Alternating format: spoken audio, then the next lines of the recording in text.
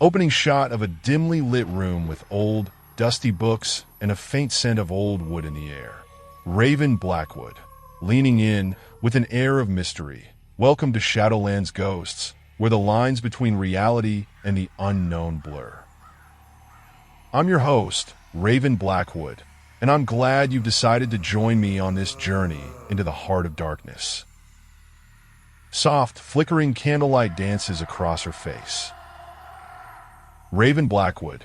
For years, I've been fascinated by the supernatural and the unexplained. And I've spent countless hours delving into the depths of the unknown, searching for answers to the questions that haunt us all. But be warned, not all secrets are meant to be uncovered. A faint creaking sound can be heard in the background, like the old wooden floorboards of an ancient house. Raven Blackwood. On this channel, I'll be sharing with you the stories that I've uncovered, the tales that have been whispered in the dead of night, and the legends that have been hidden in the shadows. And today, I want to take you to a place where the trees are said to feed on secrets, and the roots of the town run deep with mystery. A faint, unsettling whisper seems to carry on the wind, but it's almost imperceptible. Raven Blackwood. Beneath the roots, the town where the trees fed on secrets is a story that will take you to the heart of a small, rural town, where the residents are hiding secrets that are as old as the trees themselves. And as you listen to this tale, you'll be hearing it from the perspective of the one person who knows the truth. A faint, unsettling grin spreads across Raven's face. Raven Blackwood. So, if you're ready to uncover the secrets that lie beneath the surface and to delve into the heart of darkness, then join me on this journey. Subscribe to Shadowland's Ghosts and become a part of our family. Together, we'll uncover the truth and face the horrors that lurk in the shadows. The camera zooms in on Raven's face, her eyes gleaming with an otherworldly intensity. Raven Blackwood. And now, let's begin our journey into the heart of darkness. Let's go beneath the roots and uncover the secrets that the trees have been keeping for so long. As I stepped off the winding forest road and onto the crumbling asphalt of Oakwood Avenue, the sleepy town of Ravenshire seemed to stretch out before me like a lazy cat.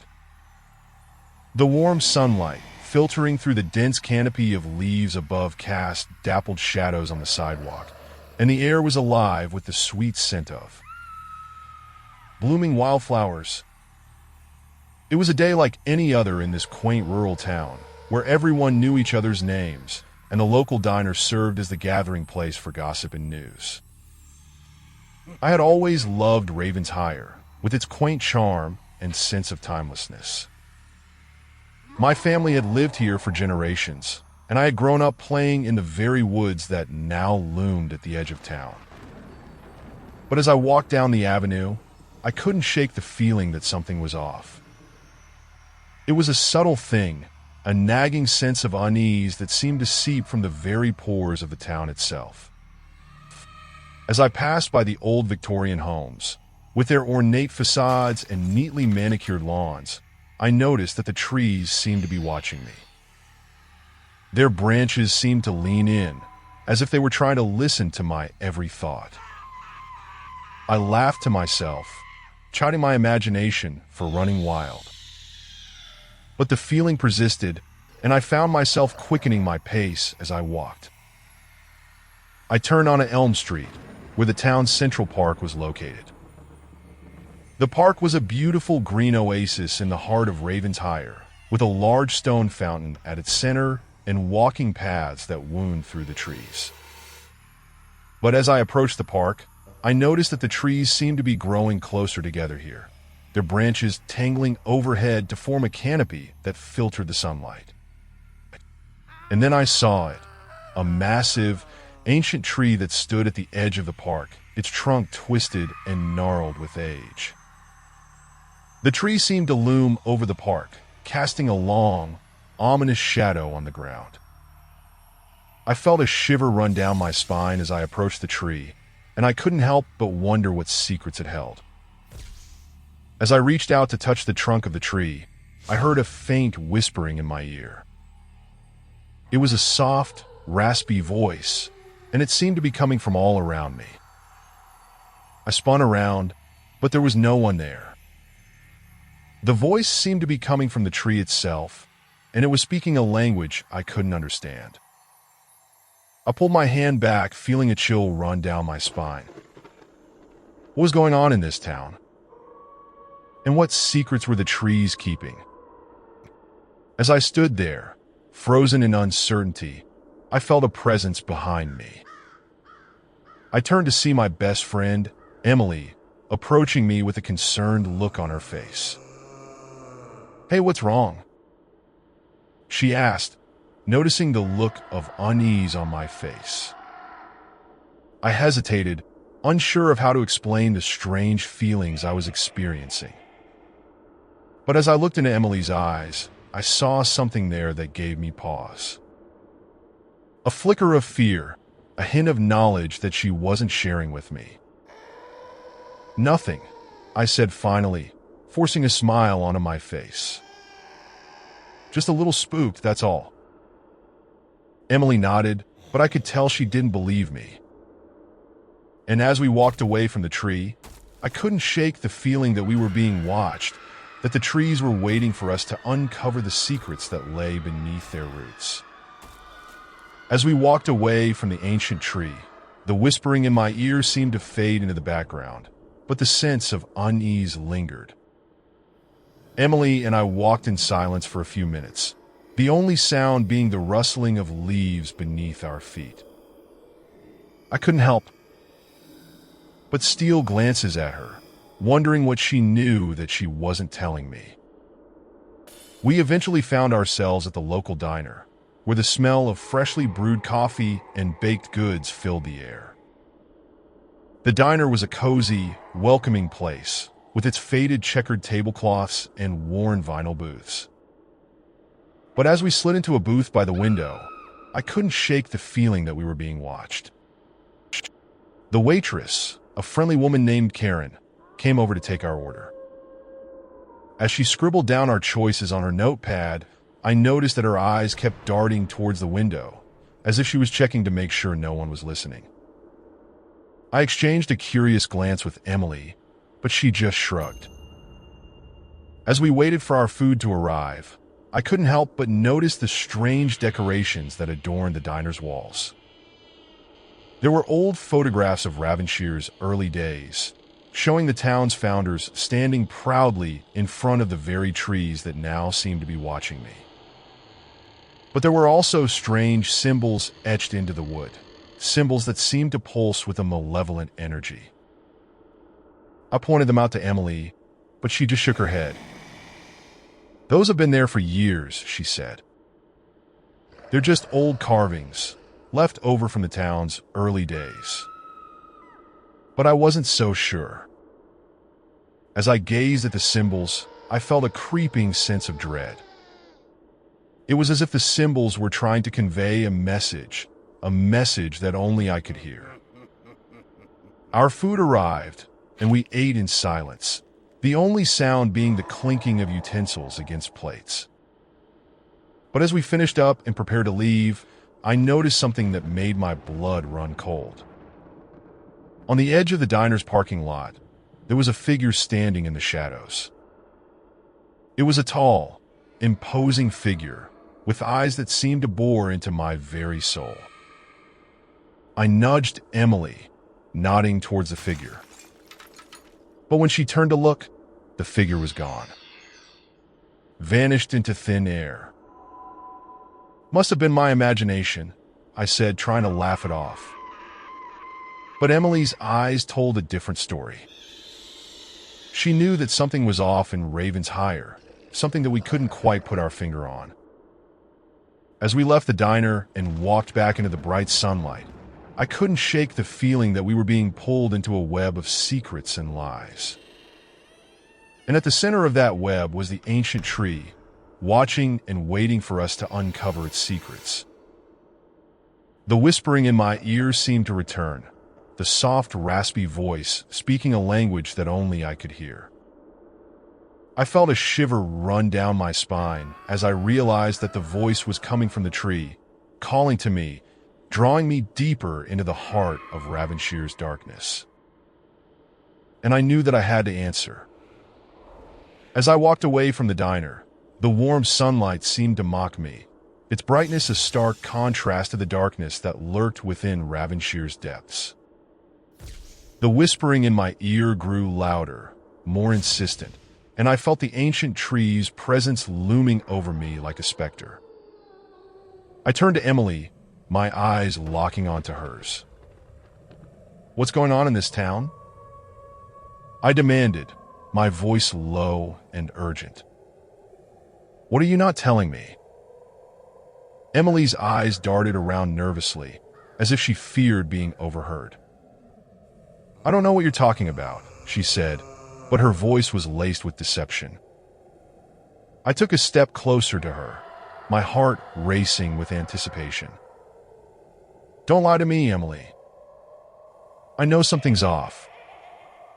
I've felt it since we arrived in Ravensshire. The symbols in the diner, the whispering in my ear, the figure in the parking lot. It's all connected, isn't it?" Emily's eyes flashed with a mixture of fear and warning, and for a moment, I thought I saw something else lurking beneath the surface, something ancient and malevolent. "It's the tree," I whispered, the words tumbling out of my mouth like a confession. "It's the heart of Ravenshire's darkness. It's calling to me, drawing me in." Emily's face paled, and she nodded, her eyes welling up with tears. "I knew you'd figure it out eventually," she said, her voice barely above a whisper. "I knew you'd hear the whispers." As she spoke, the wind picked up, rustling the leaves and sending the trees swaying ominously. The whispering in my ear grew louder, more urgent, and I felt the ancient tree's presence closing in around me. Suddenly, the world around me seemed to shift, like the pieces of a puzzle falling into place. I saw the symbols in the diner, the figure in the parking lot, and the whispering in my ear as part of a larger, more sinister design. "The town is a trap," I whispered, my eyes locked onto Emily's. "We're trapped in a web of secrets and lies. And the tree is the key to unlocking it all." As I spoke, the whispering in my ears ceased, and an oppressive silence fell over Ravensshire. The air seemed to thicken like a physical presence, and I felt the weight of the town's dark history bearing down upon me. I knew, in that moment, that I had to confront the ancient tree to uncover its secrets and face the horror that lurked within. And I knew that Emily would be right by my side, bound to me by a shared destiny that would either save us or destroy us. With a sense of foreboding, I reached out and took Emily's hand, my heart pounding in anticipation of what lay ahead. Together, we would face the darkness that had haunted Ravensshire for centuries, and we would uncover the truth that had been hidden in plain sight all along. The crunch of gravel beneath our feet was the only sound as we approached the ancient tree, its massive trunk looming before us like a monolith. The air was heavy with an almost palpable sense of malevolence, and I could feel the weight of Ravenshire's dark history bearing down upon us. As we drew closer, the symbols etched into the tree's bark seemed to pulse with a malignant energy, as if they were alive and watching us. Emily's hand trembled in mine, and I gave it a reassuring squeeze, trying to steel myself for what lay ahead. The whispering in my ear had stopped, replaced by an oppressive silence that seemed to swallow all sound. I felt like I was being pulled into a vortex, drawn inexorably towards the heart of the tree. Suddenly, the air seemed to ripple and distort, like the surface of a pond struck by a stone.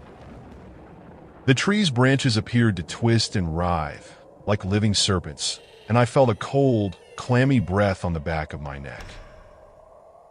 Emily's eyes went wide, and she tried to pull away, but I held her fast.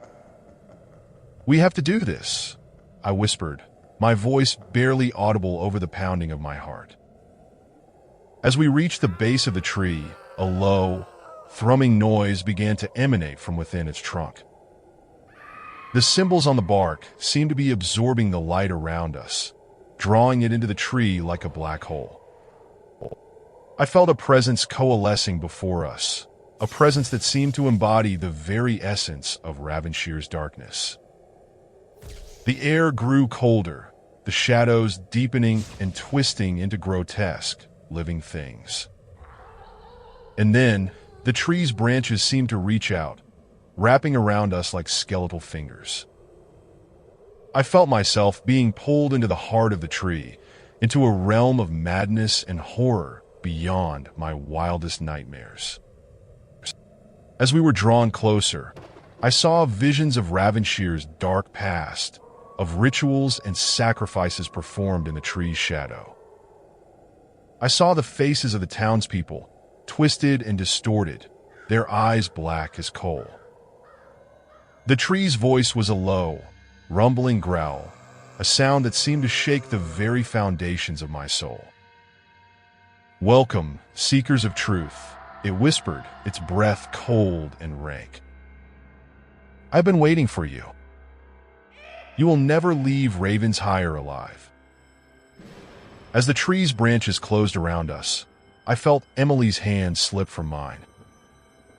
I tried to reach out to her, but it was too late.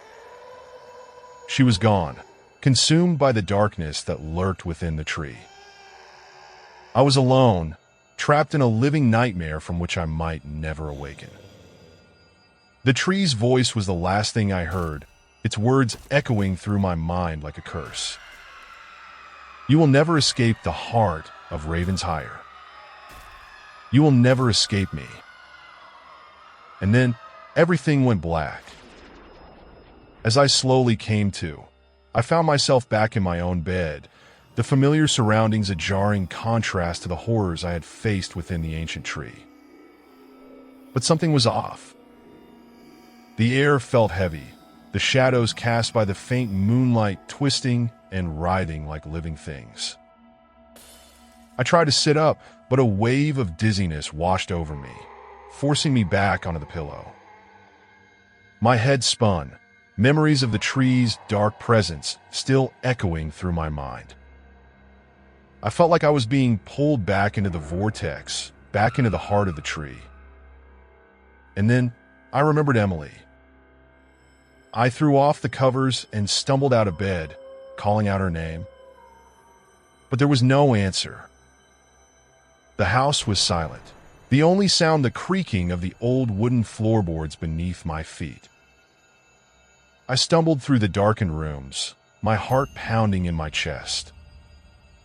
Where was she? Had she escaped the tree's clutches, or was she still trapped in that living nightmare? I reached the front door, my hand trembling as I grasped the handle. The door creaked open, revealing a scene that made my blood run cold. The ancient tree loomed before me, its branches reaching out like skeletal fingers. And on the trunk of the tree, a message was scrawled in letters that seemed to pulse with a malignant energy. "You will never escape the heart of Ravensshire," it read. "You will never escape me." I felt a presence behind me, and I spun around, but I was alone. The voice was in my head, echoing through my mind like a curse. "You will never be free," it whispered. "You will never be free from the heart of Ravensshire." As I stumbled backward, the tree's branches seemed to reach out, wrapping around me like a shroud. I felt myself being pulled back into the vortex, back into the heart of the tree. And then, everything went black once more. When I awoke, I was back in my bed, the room bathed in the warm light of dawn. But the tree's presence still lingered, its branches reaching out like skeletal fingers, waiting to snatch me back into the heart of Ravensheim. I knew then that I would never be free, that I would be trapped forever in this living nightmare. The tree's voice was the last thing I heard, its words echoing through my mind like a curse. You will never escape the heart of Ravensheim. You will never escape me. The darkness closed in around me, and I screamed, but my voice was drowned out by the sound of my own heartbeat. I was trapped, forever bound to the heart of Ravensheim, forever trapped in the living nightmare that lurked within the ancient tree. Epilogue: The Eternal Vigil. Years have passed since that fateful night, but the memories still linger, etched into my mind like the twisted branches of the ancient tree. I've tried to rebuild my life, to find some semblance of normalcy, but the tree's presence continues to haunt me. I've become a recluse, afraid to venture too far from the safety of my home, fearful of being pulled back into the heart of Ravensheim. The house creaks and groans around me, but I've grown accustomed to the sounds. It's the silence that unsettles me, the feeling that I'm being watched. I've tried to convince myself that it's just my imagination, but deep down, I know the truth. The tree is still out there, waiting for me, its branches reaching out like skeletal fingers. Sometimes I'll catch a glimpse of Emily out of the corner of my eye, but when I turn, she's gone. I've tried to call out to her, to ask her if she's still trapped in the tree's grasp, but there's never a response. I'm left with only my memories and the haunting feeling that I'll never be free. The tree's message still echoes in my mind, a constant reminder that I'm bound to the heart of Ravensheim. I've tried to escape, to flee from the darkness that lurks within, but it's always there, waiting for me. As I sit here, surrounded by the shadows, I feel the tree's presence closing in around me. I know that I'll never be able to escape, that I'll be trapped forever in this living nightmare. The tree's voice whispers in my ear, its words a constant reminder of my fate. You will never escape the heart of Ravensheim, it whispers. You will never escape me. And as the darkness closes in, I know that I'm doomed to spend eternity trapped in the heart of the ancient tree, forever bound to the living nightmare that lurks within. The last thing I see is the tree's twisted branches, reaching out to claim me once more. And then everything goes black. But even in death, I know that I'll never be free.